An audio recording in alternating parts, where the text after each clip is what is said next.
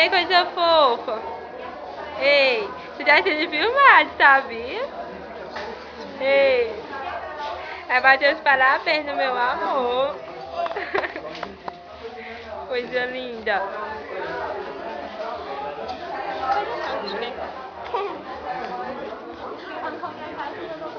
Filmando o povo aqui, essa coisa maravilhosa. Lindo. Eu não. Eu não. É um gato aqui. Isso é lindo. Isso é lindo. E esse aqui só quer ser emo. Foi no show do Simple Plan que nós conhecemos. Esse daqui hoje queimou. Esse daqui queimou meu filme hoje, andando comigo. Olha aí. E essa aqui que tá se escondendo atrás aqui, esta criatura que hoje se superou em cara feia. Vai, Val, que é o episódio careta. que come nerd. Isso aqui é a irmã da... Aqui é a tia do aniversariante. Tá tão bonita com esse vestido vermelho. Olha o que eu tô filmando. Olha o que eu tô filmando. Tem nada. Tem nada.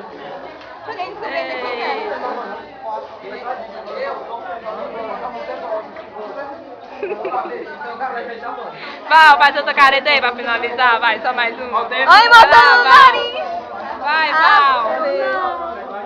Vai, Val, faz aí uma caretinha aí pra finalizar. Uma minhoquinha faz ginástica. Pois é, quem tá filmando sou eu. Minhoquinha faz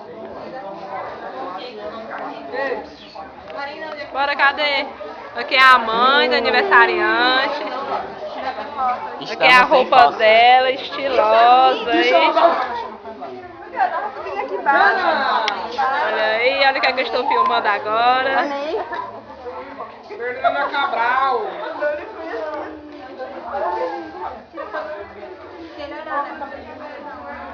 Você comprou essa saia? Você comprou essa saia? Se eu comprei, Onde? foi na Avenida 7. Uma loja de rock que abriu agora lá.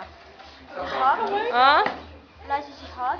É, só tem blusas de banda, estilo de rock. Aí eu comprei lá.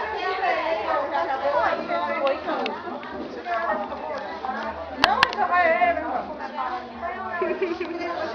Tu parou? Não. Que é isso, Val? Emo. Olha, falar em emo. Tudo bem, amigo? Eu tô filmando. Vamos dar um beijinho.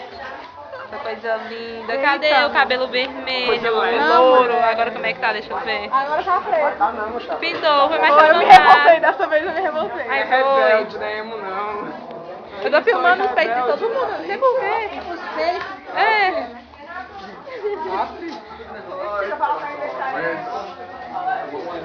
Mas eu já...